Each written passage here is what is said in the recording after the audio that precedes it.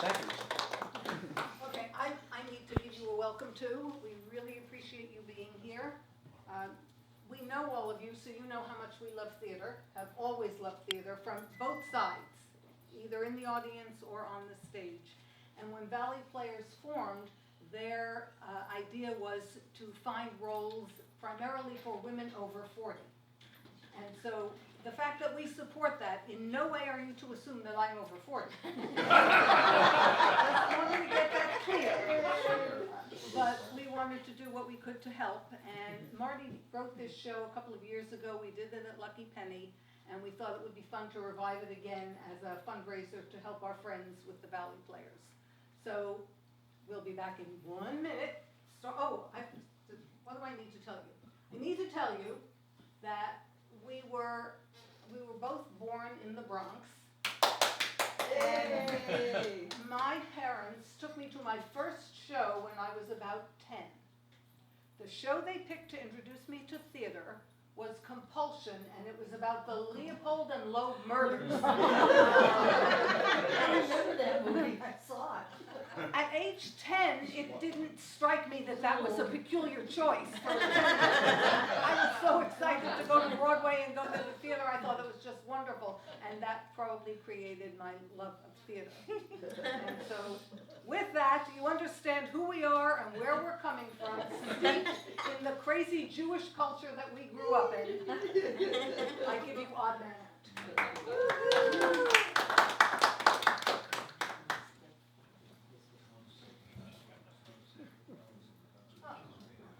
Okay, I think I forgot something else. This is a well-rehearsed show. So I said the Bronx, and what I also need to tell you is that Marty, the show's called Odd Man Out, so it gives you a clue what this is about, and if you know him, you know he's kind of odd. If you haven't noticed that, you don't know him well enough. Or you're odd yourself. Well, that's a good point too. But this is about him, not me. I'll write my own show someday. So when he was a little kid, he had ADHD and ADD and whatever you want to call it, couldn't sit still. In the Jewish culture, they call that shvilkus. He was always moving, always running around. And they lived in a tenement building, as most of us did, but they were about a block from the elevated train station. And at the age of 3, he somehow escaped his mother one day, walked over to the train station, climbed up the stairs, and got on a train. No. Oh my God. A policeman returned him to his mother after somebody realized there was a 3-year-old on the train by himself. His mother was rather concerned about that, but no idiot she figured out a way to deal with it. And now I bring you on.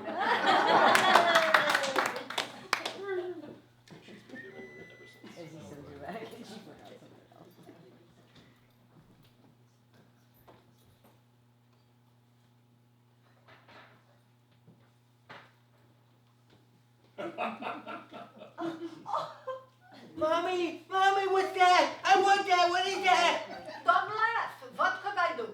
He was always running away. I didn't know how to handle it, so I put him on a leash, and people seem to think that that's wrong, but they don't understand that he's very difficult. I want to what? What are they doing? What are they doing? They're playing piano. That's a piano doll. I want to play. I want to play. I want to play. I want to play. Just stay here. Just do me a favor. Stay right here.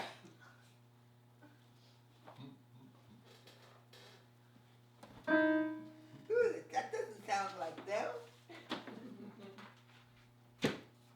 That doesn't sound like them.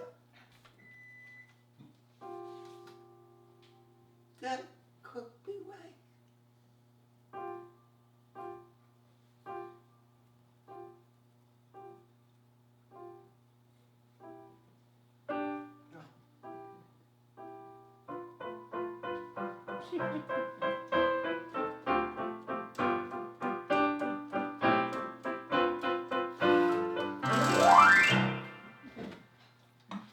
I was never good at many things.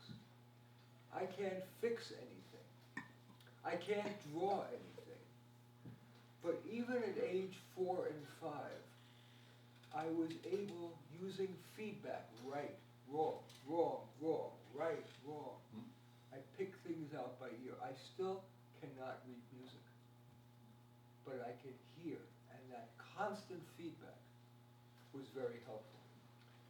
Lest you again think that I'm anything good. What's that beeping going on in there? Something in the oven, I don't know. It's burning, no problem. We have fire insurance. And the exits are here and there, okay, or down here, many exits, don't worry.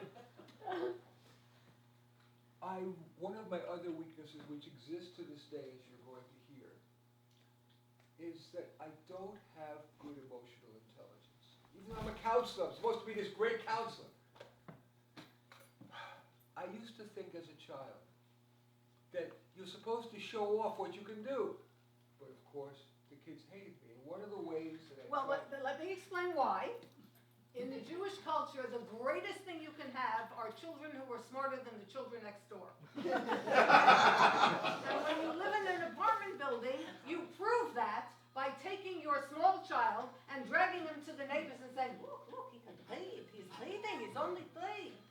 My mother did that to me, my Aunt B did that to me, his mother did that to him. He just didn't get that it's supposed to stop after you're 3 and your mother's taking you. You don't get to do it yourself. Right. Well, I didn't get it, and I wanted to make friends like everybody else. So the only way that I could try to do it was the following.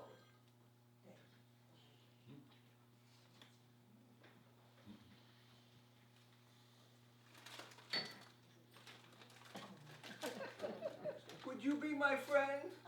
Would you be, oh good, you would, Cheryl, thank you so much. Oh, good. I use my child a bazooka and double bubble. Who wants more? Oh, I throw. Boys, hyperactive boys throw things. We throw things. Who else can I throw to? Good, you can't catch worth shit. glad he handed it to us. Daryl, pressure's on. Yeah. Catch it. He's got it in his mouth. Let's hope he doesn't have. Like most kids, I wanted to play ball. And so they would choose up sides for softball. And I'd try to look like I'm a pro. I had gloves over here. And then the captains would choose sides, and I was nervous. Because I was pretty good. I wasn't great, but I was good. They pick one person. They pick another person. They pick another person. And now they're at the bottom of the barrel, and I know I'm better than them, and they're picking me. And I'm looking at them, and I guess they didn't pick you, even though I'm a girl, they picked me. Hey, They what are won't you doing? need that. Saluji! what? No, give me my glove back. Come on. Saluji! Give me. Come. Saluji! Hey. But that was nothing compared with the Piscatelli brothers. Anthony and Michael Piscatelli. They were the dumbest but the strongest kids in my class. And I spent a lot of time in a following position. One of them would say, "You may beat me inside, but I'm gonna beat you outside." And I spent a lot of time like this. On my back, with Michael Piscatelli having his knees on here, and Anthony giving me Nuggies! Nuggies! You get this finger out, and here's how you do it. Maximum pain. Who would think these kids that know shit about physics know that you concentrate the pain by sticking your finger up?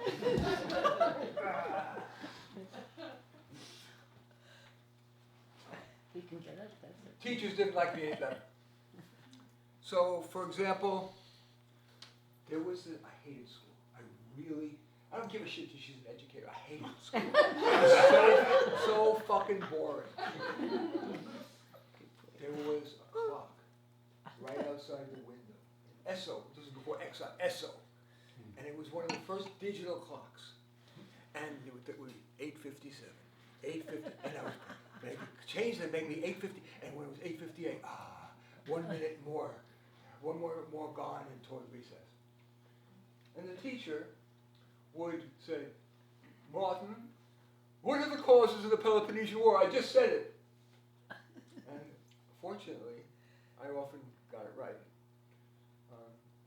And so it was not a surprise. The teachers hated me and were vindictive because I was showing them up. So when I was in the 4th grade, we had Mrs. Rubia Alf was my teacher. She taught us recorder. How many of you took recorder? How many of you still play recorder? Exactly. So, the most important day of the school year is report card day. It's now, there were 3 marking periods, this is long before computers.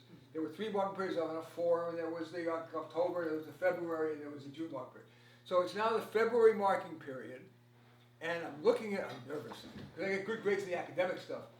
But I turn over to, I think they called it social behavior and conduct or whatever. And I look, and as usual, unsatisfactory. Yeah. That's not surprising. What was surprising is I now look over to the June marking period, and it's already marked U.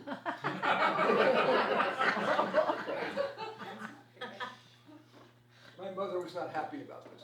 Neither was I. Mrs. Alpha, I know my Martin is not well behaved. I know. But I don't understand because it's April and it's U for conduct. But how could he have a U for June conduct when it's April? I do not understand that. Mrs. Nemko, you do not understand that Martin's behavior is so bad, so poor, that if he was perfect every single day between now and June 30th, it would still average out to unsatisfactory.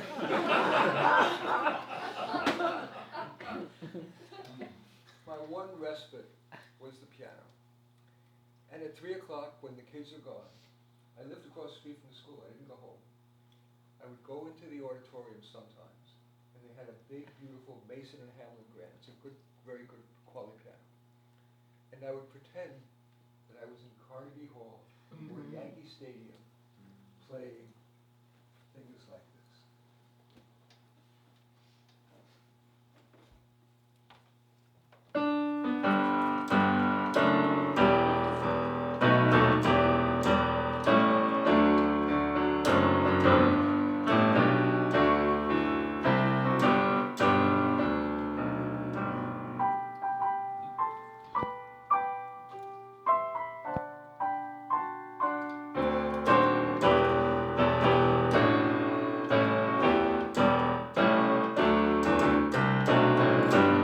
That's when the custodian would come in and he'd say, "There is nobody allowed to play in here!" There was no escaping, except for one memorable moment. I was asked to play the piano at 6th grade graduation. Yeah. I was so happy. They asked me to play Moon River. 6th grade. Seriously.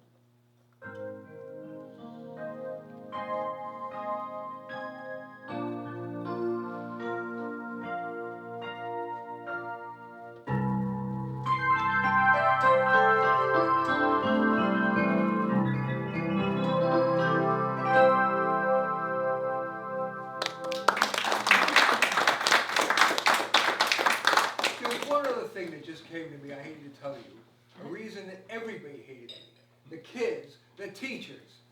I tried to use my intelligence. I was so fucking bored in school. I made up tests. I made up intelligence tests. I made up personality tests. And I made up a sex test. My source, this was probably the 4th grade, 5th grade.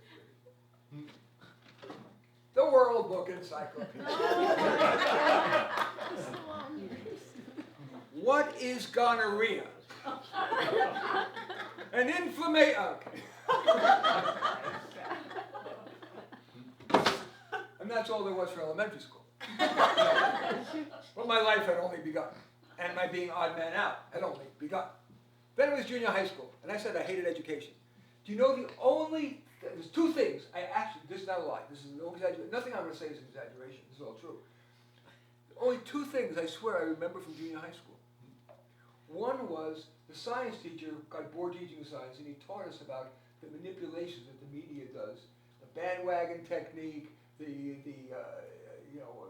testimonials. That I remember, but I also remember, I forgot to bring it, my PE teacher, who must have weighed 400 pounds if he weighed an ounce.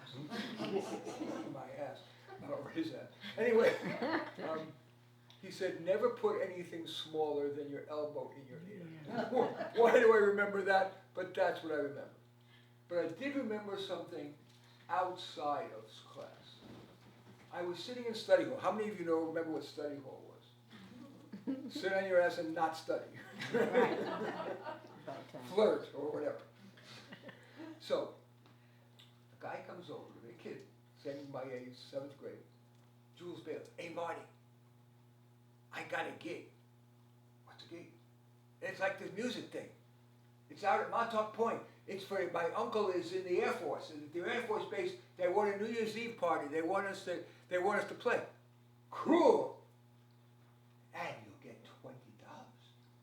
Fucking A. But remember, we're talking about you guys don't know New York geography. I was in Flushing, Queens. Montauk Point is 120 miles away. How are we going to get there? Ken Sokoloff, Jules Bayless, and me were in a taxi cab. We had no idea, we were clueless. In a taxi cab from Flushing, Queens, and they're driving us, and he's with his drums, Kent with his drums, and Jules with his sax. This was, of course, before keyboards. They had a piano out there.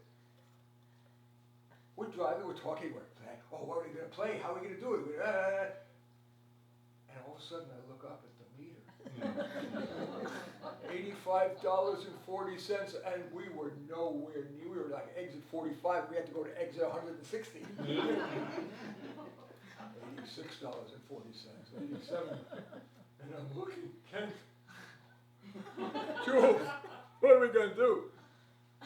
We finally get to Montauk Point, and the guy said, that'll be $184.60 plus a tip. We came by coach all the way out here.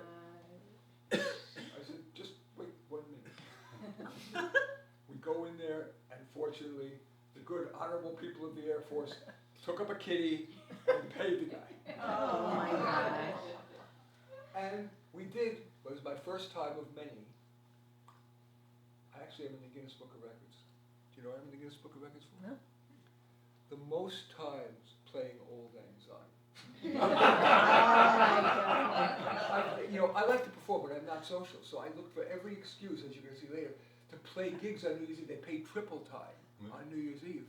So I played, a million gigs, Old Lang Syne. So. Okay, everybody, you all know that song. We're all going to sing.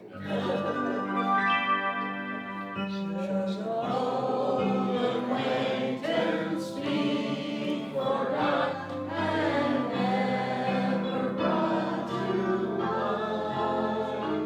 Should an old acquaintance be forgot and days of old lang syne.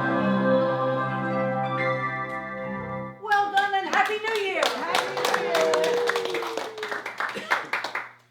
My first real job as a musician, picture a 12-year-old who wasn't even shaving yet, and if you think I look nerdy now, you should have seen me then, Whoa. was Woke her up. in an Irish bar in the Bronx. Yeah. A McGann's Tough Irish Bar in the Bronx. And this is my most vivid memory of playing in an Irish bar in the Bronx. There, piano boy. I want to hear When Irish Eyes Are Smiling. Okay. You too? You want to hear that? Yeah. Yeah. I Yeah, he wants to hear that too. If you can get him singing, I'll play it. I don't know. Irish eyes are smiling. That's a wrong key. That's all. Irish eyes are smiling.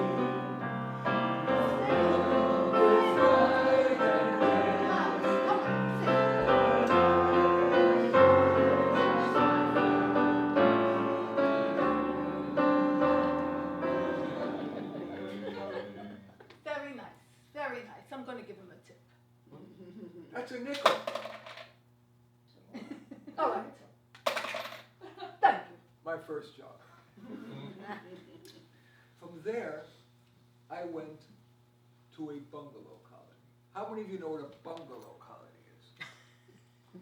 Wow. This shows the irrationality of the human condition. There are all of these middle-class Jews who escaped their kind of middle-class homes to drive 120 miles on the New York State Thruway to little crap old towns called South Fallsburg, Monticello, Liberty. Am I exaggerating? This is the truth. Okay. Right. Now, when you think of the Catskills, maybe if you know anything about the Catskills, you think about the Concord or Grossinger's. But a bungalow colony, I swear, you know this now, so no exaggeration. It's a bunch of shacks. Bunch of shacks that they all spent the whole summer there, right? And Well, now wait a minute. Let's tell the whole story. If you lived in the city, it was beastly hot. Air conditioning hadn't been invented yet for the masses, so you were dying in the city and sweltering. When you went to the shack in the country, it may not have been fancy, but it was cool. It was in the mountains. It was beautiful.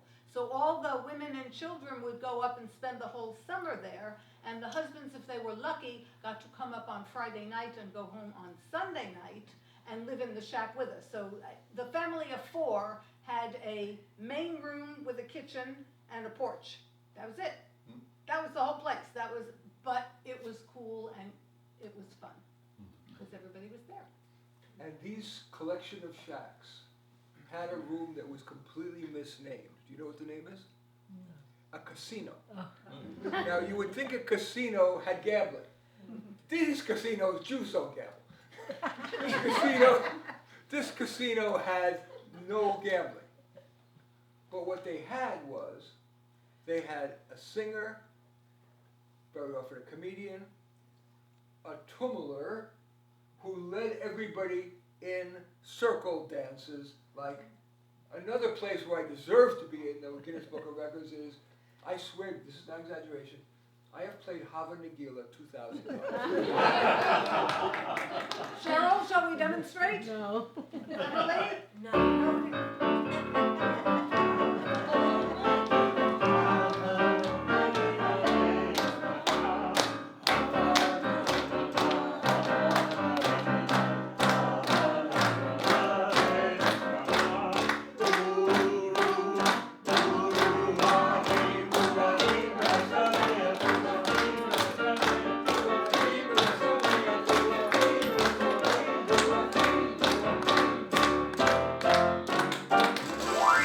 I danced that as many times as Oh my goodness. But the casinos had one other thing that puts that to shame. They sometimes had belly dancers. I'm making these Jewish old people watching belly dancers, but they also had a stripper.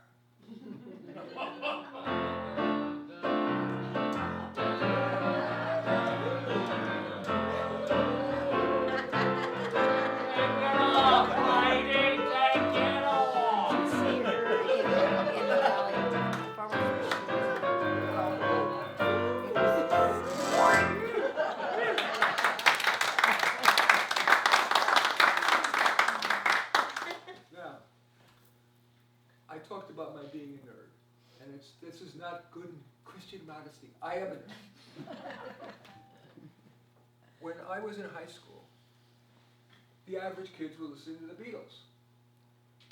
The cool kids were listening to the Stones, man.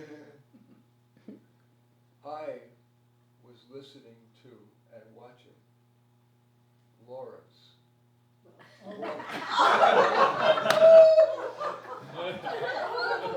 It gets worse. Not only was I a regular fan of the Bubbles and Myron Floor and the accordion and the violin, my hero was not Mick Jagger, man! It was Joanne Castle. She was the honky-tonk piano player. And I said, I can't read music, but I would listen to her. And I would try to imitate her. I would play along with the TV. In addition to her playing honky-tonk, she wanted to make people feel comfortable. So she didn't just play.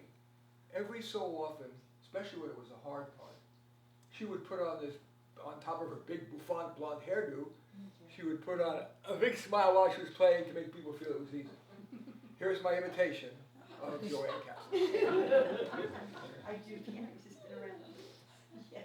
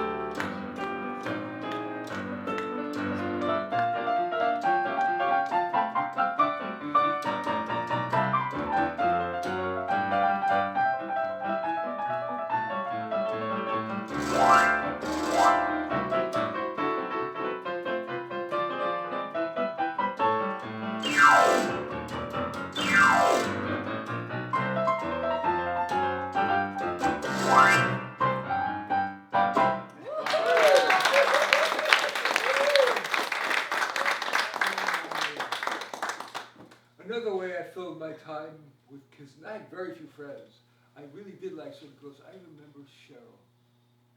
Cheryl was beautiful. And again, immature that I always was, I saw her passing a note to another girl, and I intercepted it. The note was, I'm having my Santa Claus for period. Oh. I was so embarrassed, and that was the end of Cheryl and me. So I spent a lot of time alone. How the hell was I going to fill my time? Played a lot of basketball by myself, just who I am. But I became an aficionado of somebody named Tom Lehrer. How can you? So much so that I wasted my time learning the lyrics to The Elements.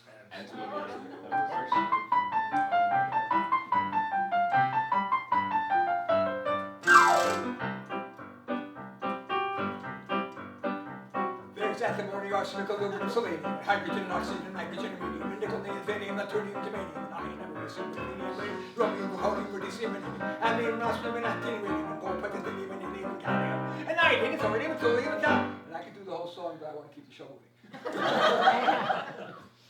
But I also learned something. It was a takeoff on Danny Kaye. Any of you know who Danny Kaye is? Jesus, you are old.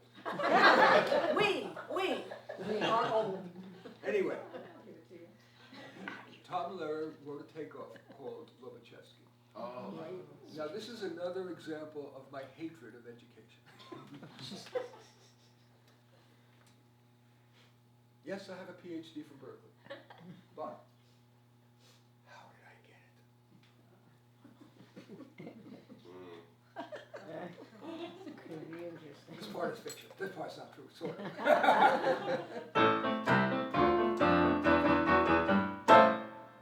Who made me the genius I am today? The mathematician that others all quote. Who is this professor who made me that way?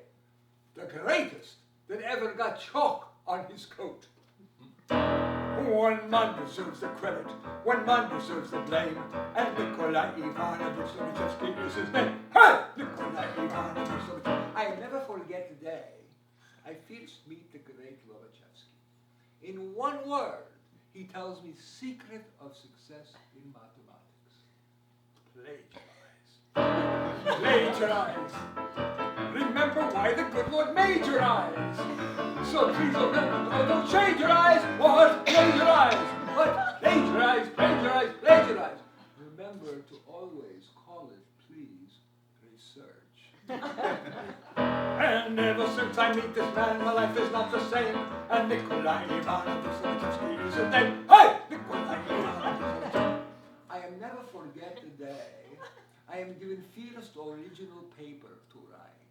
It was on analytic algebraic of local Euclidean the transition of infinitely differential Polynomial manifold Moissanmoy. This I know for nothing. But I think of great Lobachevsky and I get idea.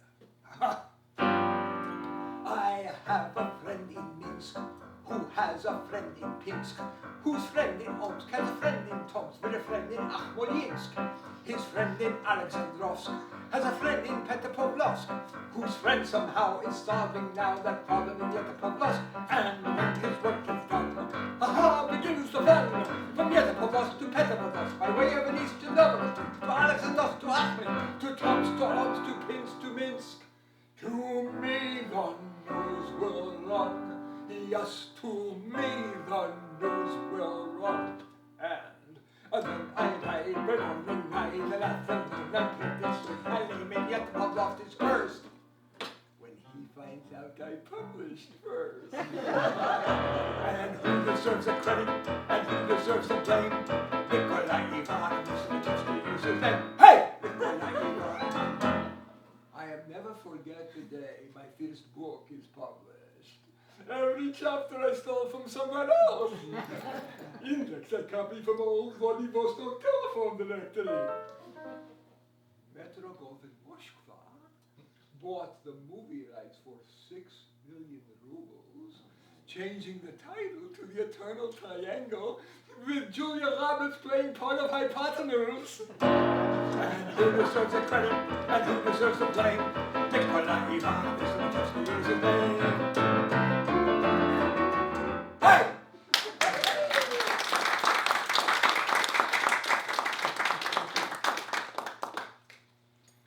You would think that maybe I had a shot. I also wrote the senior that had this music theater skit competition. So a teacher, not a kid, nominated me for class musician. But I told you I was running against a guy who played drums, but not like as well as you. Just another cool teenage kid in a rock band. But he was handsome and he was nice. When the ballots were printed up, it's very important, you know how you talk about election fraud? The kid who made up the ballots changed my name from Marty Nemko to Mary Nemo. Oh my. Running against the cool kid. Honest, you can't make this up. The ending result was a tie. I just thought that was kind of amazing. Anyway, enough of high school. Then college. What do I want to tell you? I want to tell you about the importance of turning off your cell phone. Doesn't really matter, of course, doesn't matter. This was 1967. And in 1967, everybody was protesting or doing weed or doing both. I was, again, the least cool kid in the world. So what did I do in 1967 when I was freshman? I rushed a fraternity.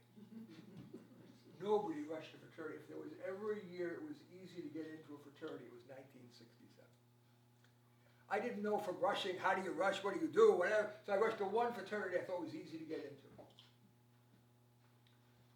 They accepted 36 out of 39. This is, again, not exaggeration. Guess who was the odd man out? I did play baseball in college, which was wonderful. 4 years, I was sitting on the bench. Just as a side, I wasn't playing second, it's true. I have an 87-mile-an-hour screwball. I'm a really good pitcher. But I was great in practice, and I just, because I had no Little League, my parents wouldn't let me play Little League because they were afraid I would hurt my fingers. They didn't want me to not play the piano. They somehow thought I was going to. So I would completely freak out in a game. I was wild as a pitcher in the game. But anyway, but what I did do that was a miracle, and again, what I'm going to say to you is no exaggeration whatsoever. Again, I always liked, I'm a doer, I'm not a watcher. So I decided I was going to drive a taxi cab. In addition, I played 5 weddings and bar mitzvahs every weekend throughout college, but in addition, because I hated school, I spent my time not studying, but driving a New York City taxi cab, long before Uber and Lyft. And my girlfriend at the time, who was still a friend of mine, her name is Ruthie, sweetest, most loving person, almost as loving as Barbara. Ruthie told me, she said, you know, there is the most prestigious university in the world that no one has ever heard of. It's called the Rockefeller University. Heard of it? Yeah, okay. Am I right? It's like super. Right? So I decided one day I was going to drive your cab wherever you want to go to pick up fare. So it's a 66th in York on the east side of Manhattan. So I decided I'm going to keep driving around the block until somebody from Rockefeller hails my cab. And the first piece of luck, and there's a number of pieces of luck in this story, you'll see.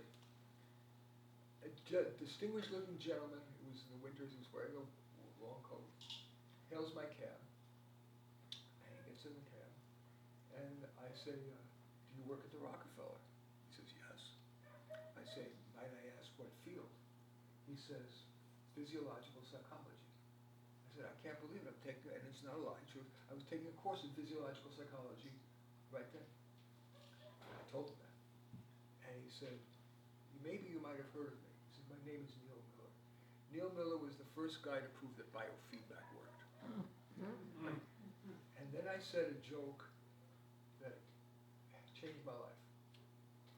I said it with a smile on my face so he didn't get freaked out. I am not letting you out of the cab until you give me a job. He said, write me a letter. My shift was over at midnight. This was before computers. I go home on my Smith Corona typewriter, and I type out a very polite, respectful letter to him.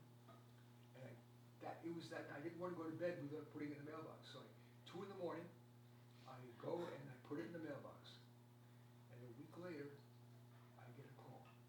And I'm offered a summer, like an assistantship. My job was to do brain surgery on rats, training them to lower their blood pressure using biofeedback. That's not the end. It's a nice story, but the end of the story is, I don't believe it myself. If Hollywood screenwriters tried to write this, they would reject it immediately as unrealistic. After the summer was over, I wanted to get course credit for the 2 semesters. I worked 12 hours a day there all summer. I go to the chairman of the psychology department at the school I was at. And I remember walking down the hall with him in Remsen Hall at Queens College. And I say, I'm wondering, sir, could I get course credit for the work I did? And he said, what did you learn?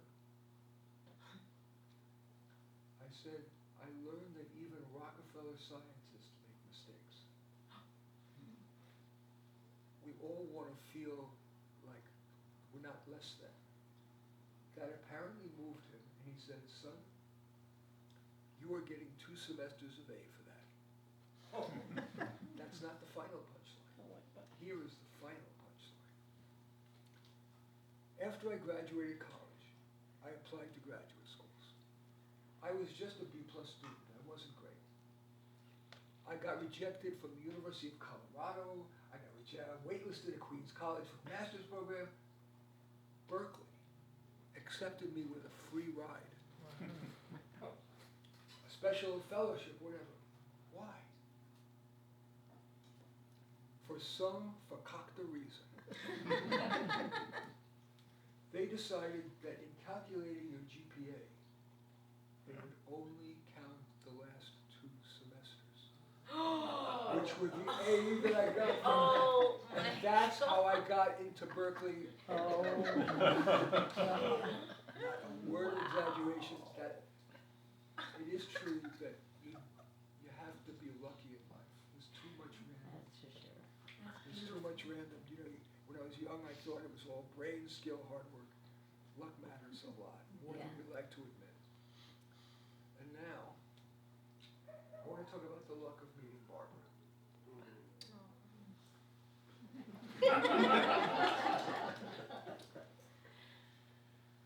She was the remedial reading teacher, and I was the drug counselor in an inner city New York junior high school, New York City. And I am a sad person. All this performing it's legitimate performing, but I'm really a sad person. That's who I've always been. Barbara's Susie Sunshine. So the typical way in which I spent the breaks, I was working with these kids, and they were really, you ain't my mama, you can't make me, get out of my face, motherfucker! So I would go, I was an idealistic liberal back then, and so I would go to the teacher's room, and I would have my head in my coffee, and feel, oh, what can I do, what can I do? And then Barbara, Susie Sunshine, decided that she was going to, why don't you tell a story? Okay. So, he was cute. Is that the word was? First lie of the whole show. He was. I got a picture in the bedroom. You can see what he looked like. We both looked better then. So I invited him to a party at my house, and he accepted, which was very nice. Then I had to figure out a party. So I invited some people and invited him to come to the party. And after other guests left, he stayed and helped me clean up, and then he asked me out. And after that, we just took off. Well, And 51 years later, here we are.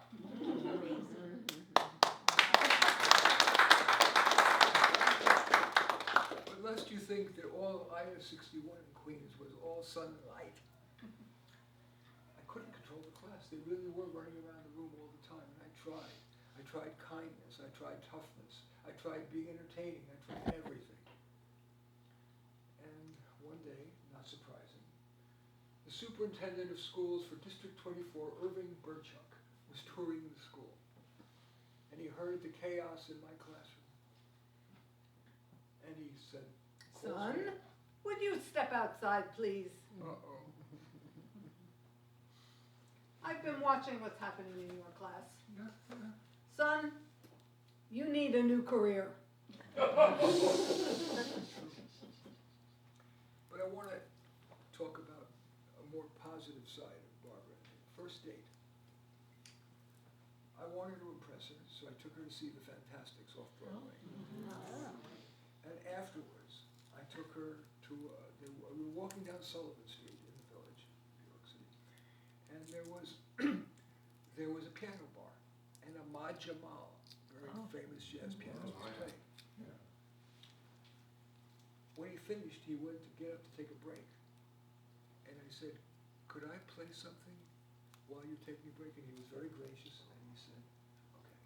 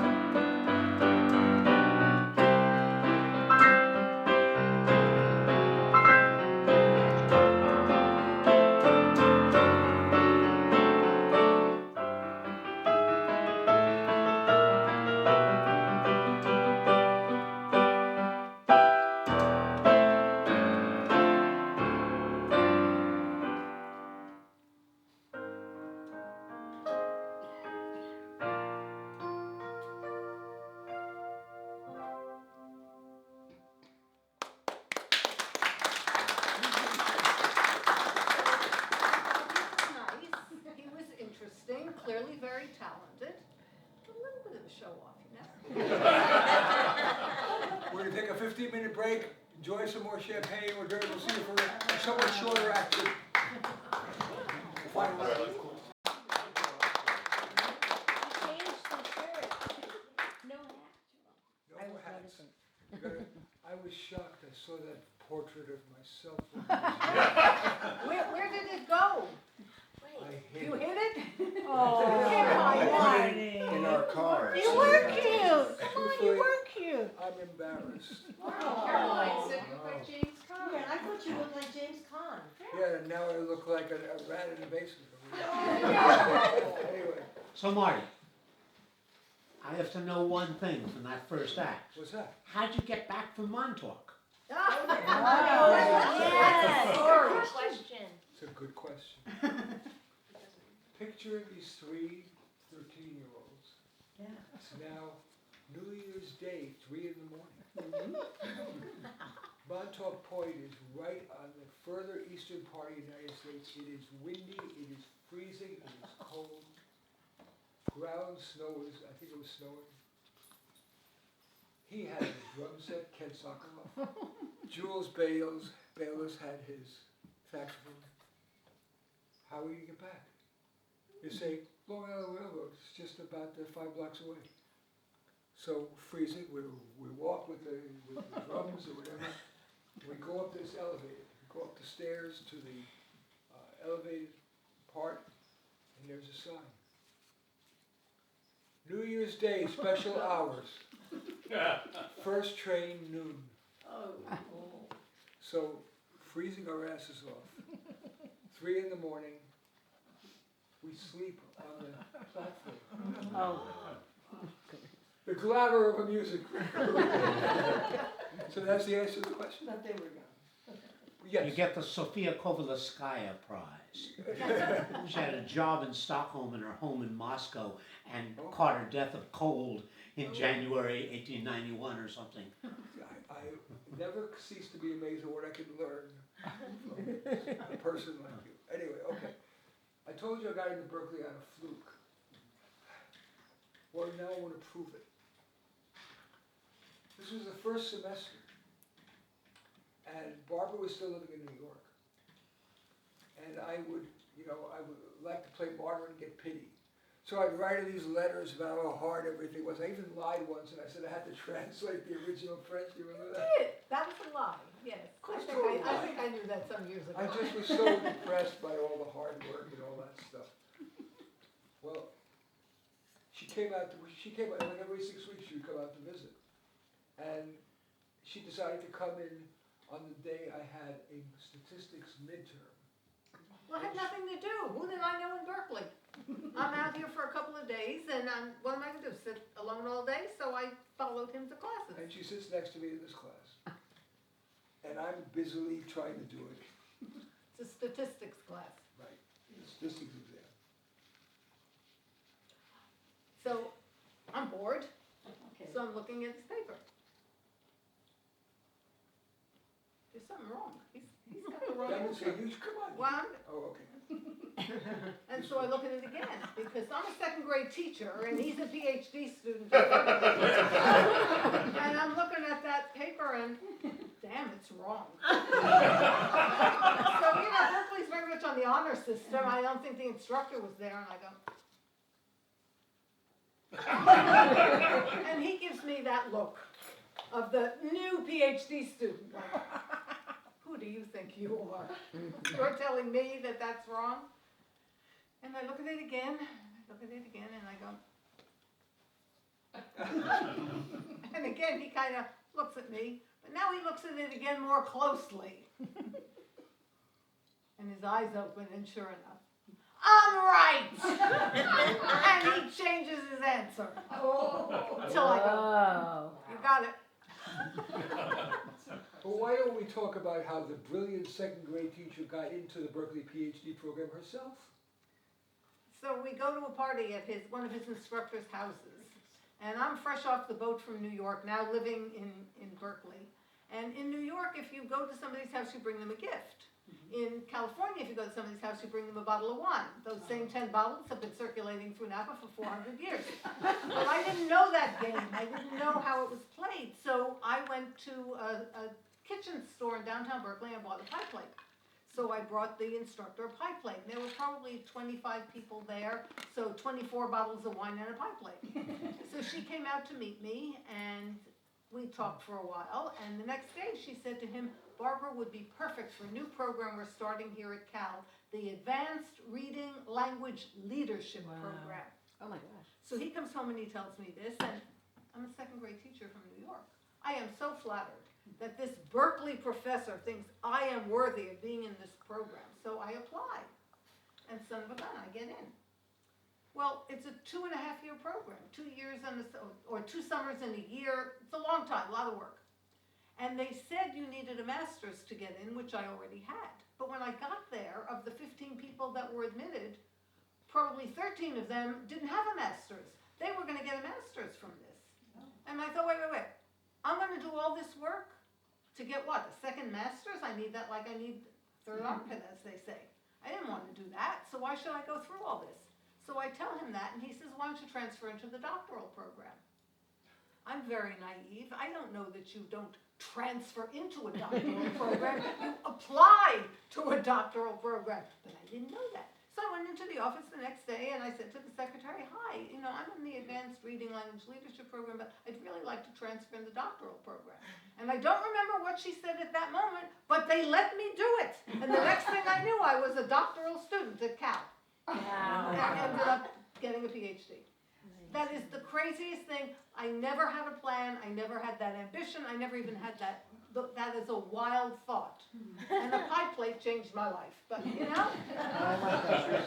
But seriously, Lucky them. I've spent a lot of time in higher ed, and it's a myth they create. They try to create false, just like the wine industry. They create false scarcity. A wine company will release only 50 bottles at once to make it seem like it's this big deal. Well, even prestigious universities, except for like an artificial intelligence PhD at MIT or Caltech, but except for those, they're really not that hard to get into. So these anomalies are not so I beg your anomalous. pardon. It's very difficult. I had to pass many tests. Show much knowledge. When I finished my PhD, again, this is not modesty. I felt like a fraud. I felt like I learned a lot of this theoretical shit, but my job was supposed to be to train teachers. Wait, one person said they were having trouble hearing me. I'm losing my voice. Yes. Can you hear me? All right, speak up a little bit. I'm trying. Okay. I'm losing my voice. Oh, great, he's got it. So I felt like I couldn't train teachers unless I could teach myself. Remember, I got fired because I couldn't even control a class in New York. So I took a job in Richmond. If it's one thing I can say that is perhaps immodest but true, I am a hard worker. I give everything to everything I do. So when I was going to teach now in Richmond, I wanted to prove to myself as well as to help the kids. I went the extra 25 miles. I rewrote. First of all, I convinced the Bally Corporation to donate an arcade Ms. Pac-Man to my classroom and use it as a reinforcer. I played basketball with the kids every recess. I rewrote The Wizard of Oz, The Sound of Music, and Oliver into a 50-minute chunk that could be played for an assembly. And there's a punchline to this, but first, I had particular fun doing The Sound of Music.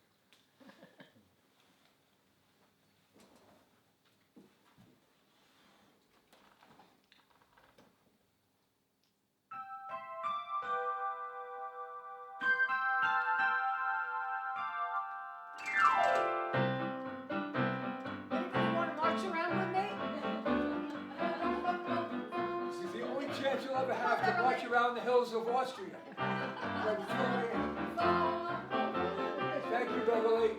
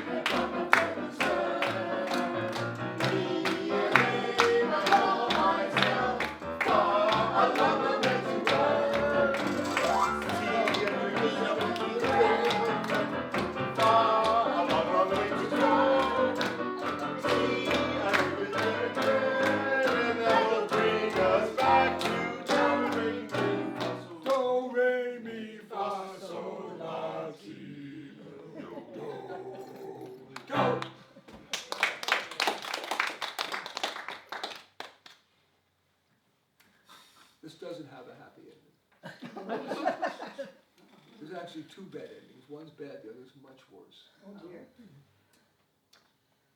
I'll tell the real bad word first.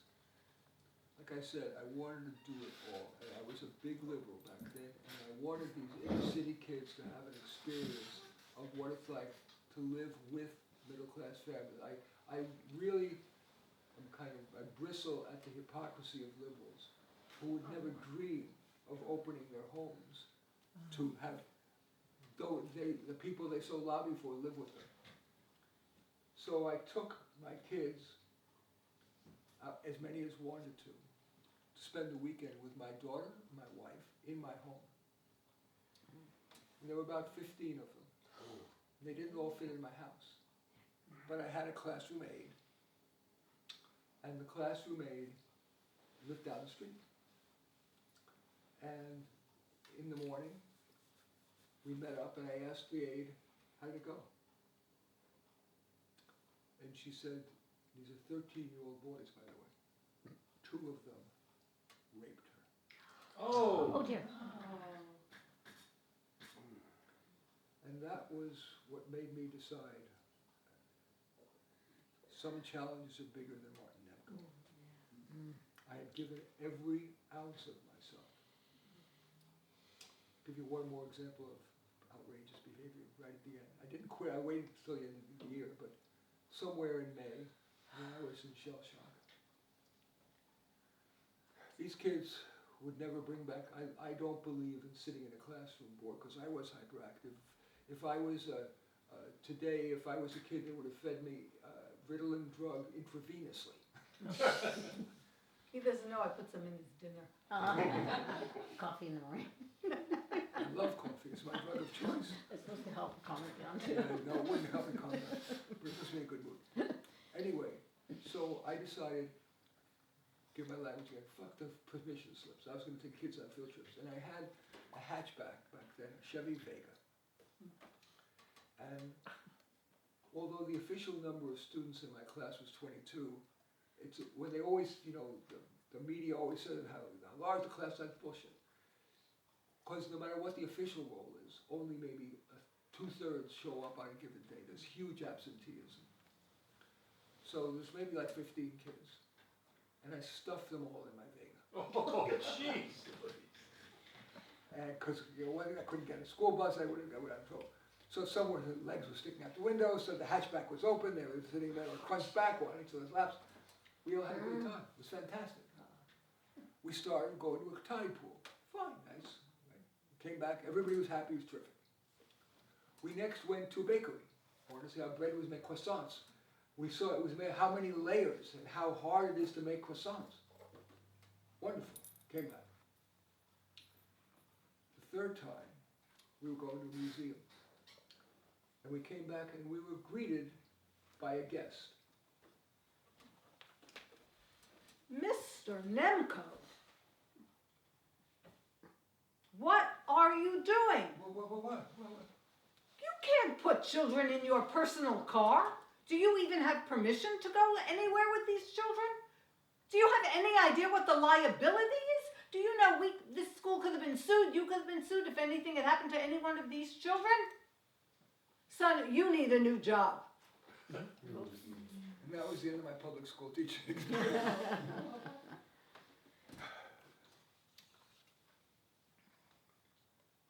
I've become a career counselor. And I've had just 30 years on NPR, on KLW, doing a show called Work with Marty Nemko, which had both guests and call-ins. And I thought it would be fun. People would call in with their career-related problems. And I thought it would be fun. I'm going to play Over the Rainbow to give you some time to think. I'm going to take 1, 2, 3 questions from you guys. What a career, either for yourself or somebody you care about. What's a career-related question you would have for me? And I would pretend that you were like a caller to my radio show.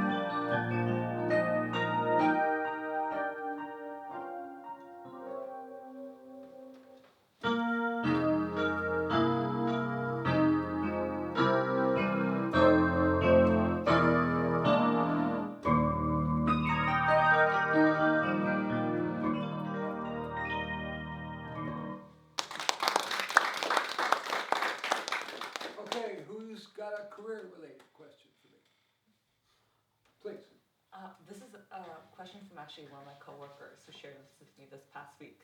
She said, Kathy, I feel like such an imposter in this workplace. I come from like a no-name college in this tiny town in northeast Canada no one knows about, and I'm sitting in an office full of people who went to all these Ivy League colleges with MBAs and all these fancy degrees, and I feel like I don't belong. How can I get over this feeling? First thing is the natural thing that people say, which is wrong. Get over, you're really very good, you deserve to be here, they wouldn't have hired you. That's simplistic. Sometimes, maybe even more than 50% of the time, the imposter syndrome is legitimate. People get to jobs that they really are not that competent. So the first thing you should do is not try to reject that, but to look inward and ask yourself, am I good enough? Am I over my head? Am I guilty of the Peter principle? Have I risen to my level of incompetence? Or is there a skill I should get? We live in an era of externalization of responsibility. Everybody's a victim. It's what your mother did to your father, your race, your gender, your sexual orientation, the media, capitalism. Or the wrong school. And sometimes it is. But I would not be adding value to you, the caller, if I simply immediately jump to externalization. So step one, look inward, ask yourself, can you realistically improve? Or have you risen to your level of incompetence? Or number three, accept that not everybody can be the brightest person in the room. And as long as you work hard and ethically and support others who are smarter than you, you'll still probably will have earned your spot. And that's what I would have said. I have to always keep it to like 2 or 3 minutes. That's what I would have said to that caller. But what I would have said to that caller is we all feel imposter syndrome. It's interesting that you said that because I was talking to somebody earlier this week who is very well respected in the field, and she was talking about imposter syndrome. So yes, you always want to look inside, make sure, is there a skill you could get so you'll feel more comfortable, but understand that we all feel that. I've had my job for, I don't know, I've been in public education for more than 5 decades, and most of the time I feel imposter syndrome. Anyway, I would have counted that one time. No, you Of can't. course, it's possible Oh, it's his that show. somebody who went to a less selective college really is as bright and motivated or whatever. But on average, they're not. It's not random that they ended up in Newfoundland State College in Nova Scotia. So while I acknowledge that it's possible, where I added value was in raising the little spoken possible truth. Even if it doesn't make me liked, as you're going to see, I'm not liked at all. I'm respected, I'm not liked. But I believe it's important to respectfully present unpopular truths. Anyway, that's a good example. Yes, John. I have a hypothetical question. I'm long retired, so this is not autobiographical.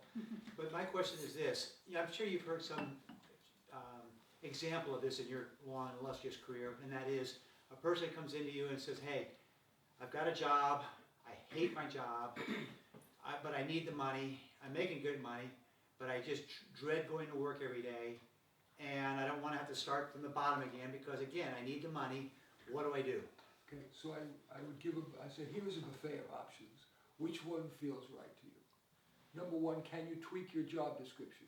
Whether it be your main job description or a special project. Or, if not, how much of the problem is your boss? Should you change your boss? Should you change your particular employer? Should you get more training so you get something new? Or is this all hopeless and your job is relentlessly shitty? What can you do outside of work? Do you have an avocation, some creative outlet, some sports outlet, something, some giving to others, something that could at least, since you feel stuck to stay and you say to me it's possible that there's nothing you can do to fix the job, even if you change employers, should you do something outside of work, whether it's a relationship, whether it's anything that would help? And then I would shut up and I would listen to what that person said, and I would probably amplify on the one thing that they built on and try to create something. That's what I would do. Okay, I want to move on because I'm aware of the time, and I want to get you out in a reasonable amount of time here. So, again, as a not social person, I started to write. I started to really write in 1982. Why? Because that's when the personal computer came available. I hated writing before because as a hyperactive person, having to use whiteout, correction paper, erasable paper, and moving things around was just annoying, too annoying, so I didn't do it. I was a visiting professor at UC Davis, and the chair of the department gave me a tour of the campus. And one place he stopped was the demonstration kindergarten. He opens the door, and there is a grove of apple IIes. And right there, again, you're better to be lucky than good, there was an open, there were those boxes they had, the software used to be in bundle of boxes, called Bank Street Writer. It's a word processing program for children. And again, look, back in 1984, they didn't lock, the door was open. I was too embarrassed to look at it while the chair of the department was there.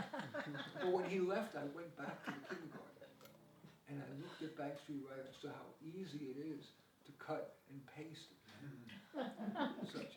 And I immediately bought a compact, misnamed, portable computer, 26 pounds. And I do, for anything, I do think big. So the first thing I wrote was a book.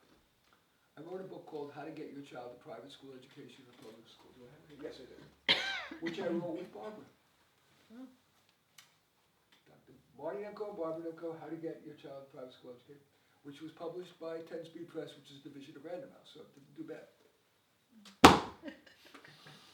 I ended up writing a series of dummies books. I wrote 3 editions of Cool Careers for Dummies and Careers for Dummies. Is that for sale? No, but you know, this is a good time. May I give that to you, first of all? Yes, I'm giving it to you, first of all. And then, as was promised in the advertising, let me do something. Take that, I'll sign for you afterwards if you want. I'll bring you a bottle of wine. My place. I'll put something on the plate.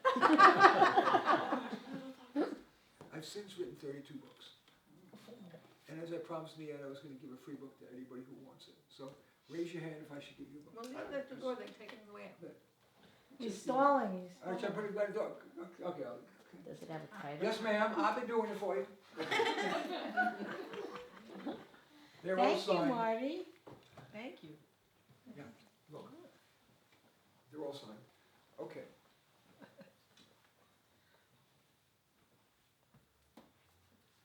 Half of my books are nonfiction, like that Careers for Dummies, How to Get a Private School Education.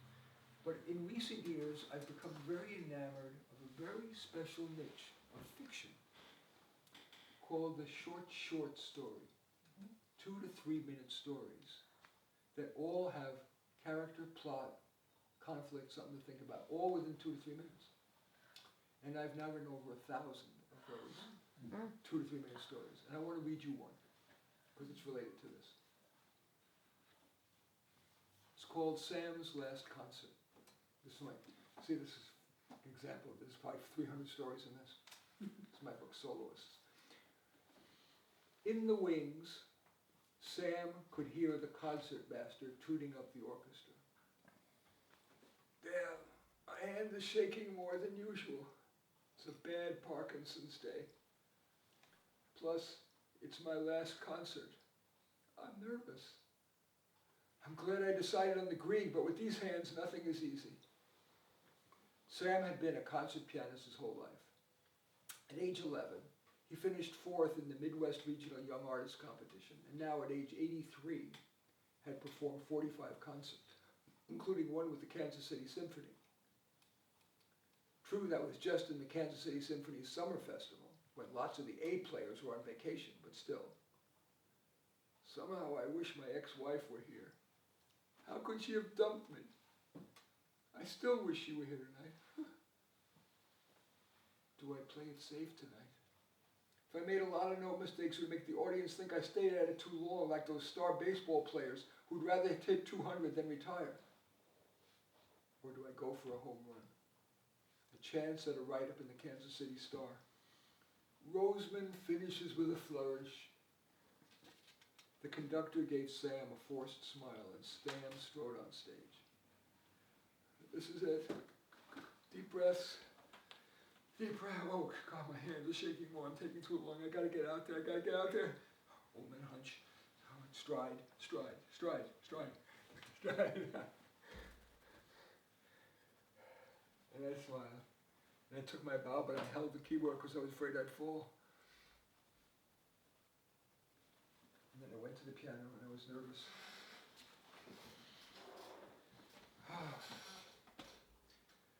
I used my old trick. See that knob under here? I kept adjusting it up and down, not because the piano, the seat needed adjusting. I was just nervous. And I began. And I took every reasonable risk I could. And most of the time I won. Yeah, my boldness caused a few note mistakes. But frankly, only the ignorant or the mean-spirited could criticize my performance. I would think that it was inspiring at any age. But for an 83-year-old with advanced Parkinson's, it gives me the chills just to tell you about it.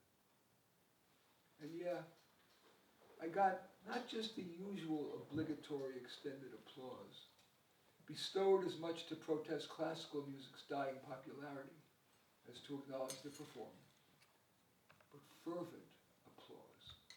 And then, yeah, a standing ovation. Not a charity ovation, a heartfelt one. And Sam, me, who usually was too shy to look at the applauding audience, and so I'd stare at the back wall, I soaked in the smiling, standing people. And then I sighed, and I plodded off stage for what I thought would be the last time.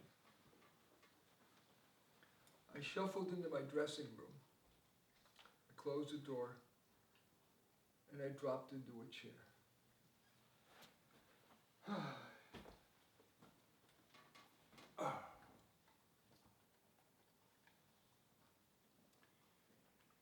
I survived. I didn't embarrass myself. Well, I can't go to the reception. That's like a retirement party where everyone tries to make light of it being the end, my end. Then there was a knock at the door. Daddy? My daughter opened the door and she gushed. You were amazing. You were really amazing. Come on, they're all waiting for you. I knew there was no avoiding it, so I trudged downstairs. And when I arrived, the chatter morphed into applause, and I thought, no one likes long speeches. Nothing ungracious. I should be a good boy. But I couldn't resist saying what I really felt. Honestly, I can't stand the thought this is going to be my last performance. And I teared up. Just then, a 4-year-old toddled up to me. Do you want to play in my class?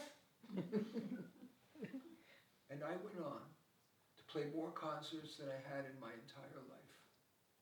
Preschools, elementary schools, first just locally, then around the country. I never got paid. Indeed, I had to pay my travel expenses, but I didn't begrudge it. I can't think of a better way to spend my money than to teach young kids to love classical music, and that old people are not necessarily irrelevant. That's it.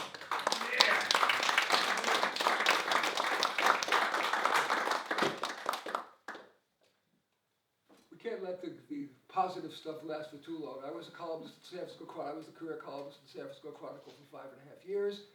And then I had a client who told me about his experience in a job interview. And he had a female who was interviewing him, and he happened to notice her shoes. And he started saying, hey, nice shoes. And that got this interviewer going, and she was talking for 15 minutes about her shoes.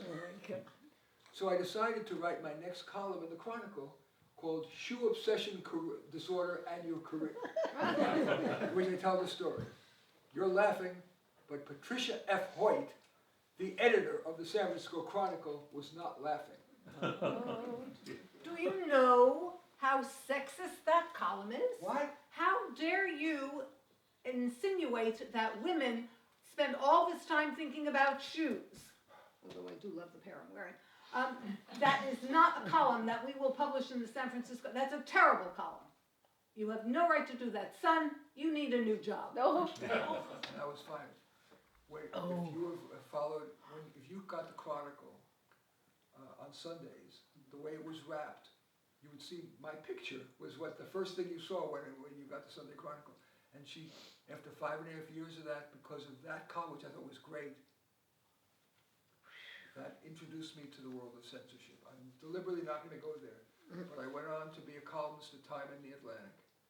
And let me tell you, and at NPR, knowing they like liberals, I had only liberal guests on until I had one conservative, Heather McDonald, the world's leading expert on the police, who said that in the aftermath of George Floyd, the police are getting a bad rap. I was fired immediately after 30 years at NPR. Oh. You say anything pro-Israel, they won't even.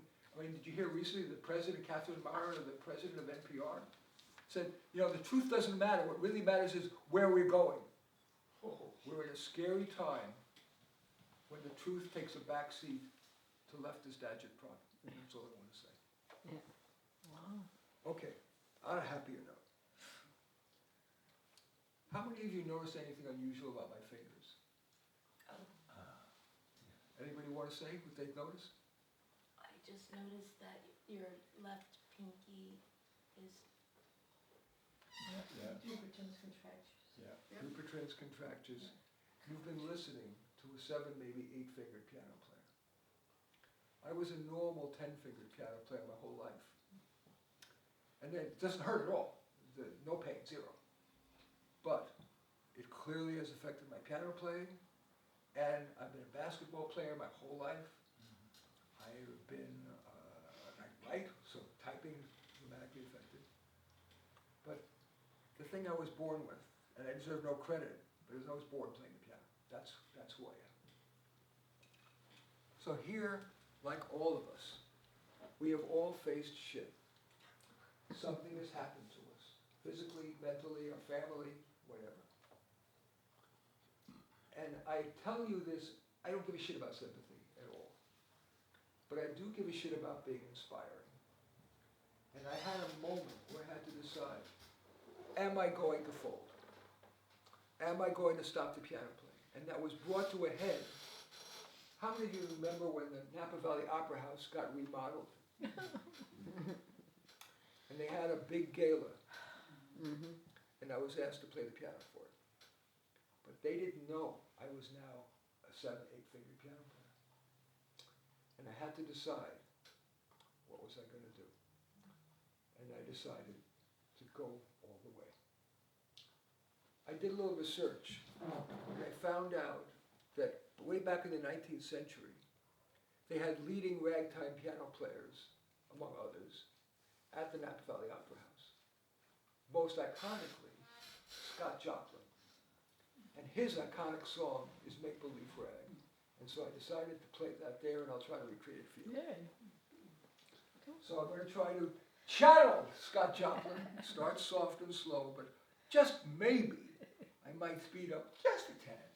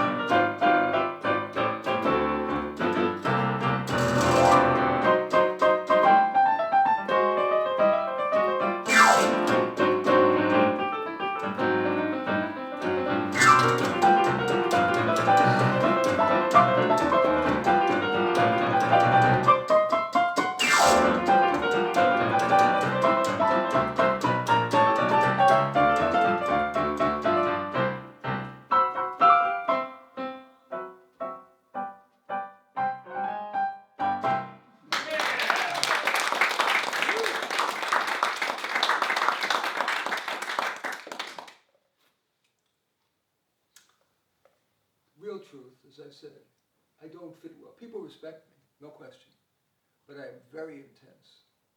I work constantly. I am not a fun guy. I like to perform, but I am not fun, as Barbara would know. And so, most of the time, Barbara and I live apart. We're together, we've been together 51 years, but we lived together in Oakland for 25 years. And then when she became superintendent of schools here, by law she had to live here. And on a trial basis, we decided to live separately for just until she settled in. But we found that I was more tolerable.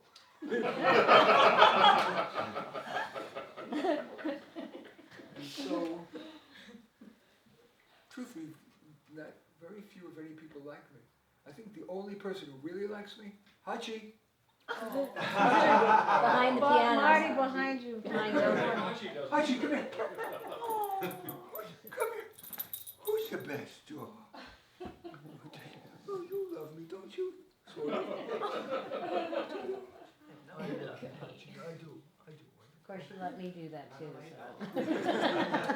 That's true.